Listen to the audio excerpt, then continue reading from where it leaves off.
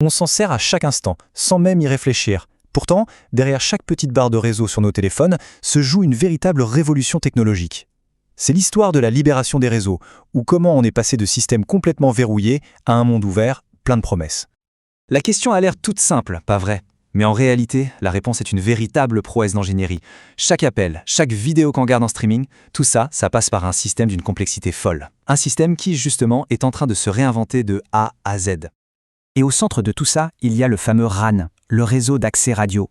C'est un peu le héros méconnu de notre histoire. C'est lui qui fait le pont, le lien vital entre notre appareil et l'ensemble du réseau mondial.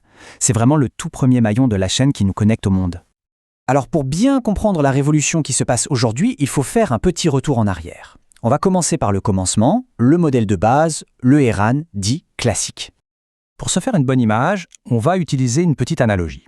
Le RAN classique, c'était un peu comme les vieux ordinateurs centraux, les fameux mainframes.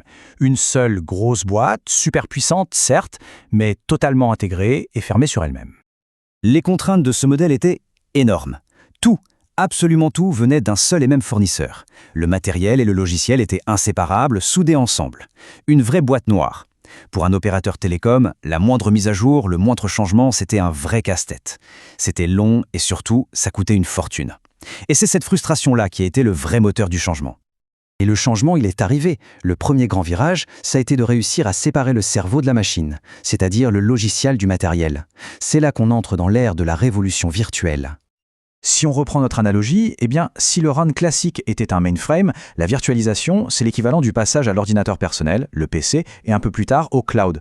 On a enfin cassé cette dépendance à une seule machine propriétaire pour gagner en souplesse. Le premier concept à comprendre, c'est le VRAN, pour RAN virtualisé. Le mot-clé ici, le mot magique, c'est découplage. L'idée, c'est tout simplement de libérer le logiciel de sa prison matérielle. Pour la toute première fois, le cerveau du réseau pouvait fonctionner sur une machine différente de celle pour laquelle il avait été conçu. C'est vraiment la première étape vers plus de flexibilité. Et l'étape logique suivante, c'est le Cloud RAN. Une fois que le logiciel est libéré, on s'est dit, mais au fond, pourquoi ne pas le faire tourner sur des serveurs tout à fait standards, dans un cloud? C'est quand même bien plus efficace et ça permet de tout regrouper au même endroit. Donc si on résume, c'est une avancée en 2 temps. Première étape, on virtualise avec le VRAN. On sépare le logiciel du matériel. Deuxième étape, on centralise avec le Cloud RAN. On optimise le tout en le mettant dans le cloud. C'est ce duo qui a vraiment ouvert la voie à ce qui allait suivre. Mais attention, la virtualisation, ça ne réglait pas tout. Les opérateurs restaient souvent liés à un seul fournisseur, même si le logiciel était devenu indépendant. Il fallait une autre révolution, une révolution encore plus profonde, celle de l'ouverture. On reprend notre analogie avec l'informatique pour la dernière fois. Aujourd'hui, on peut acheter un processeur d'une marque, une carte graphique d'une autre, et tout ça fonctionne parfaitement ensemble. Pourquoi? Parce que le monde du PC est un monde ouvert, modulaire. C'est exactement cet objectif qui est visé pour les réseaux mobiles. Et c'est là que l'Open RAN entre en scène. Le principe est simple, définir des interfaces standards et ouvertes.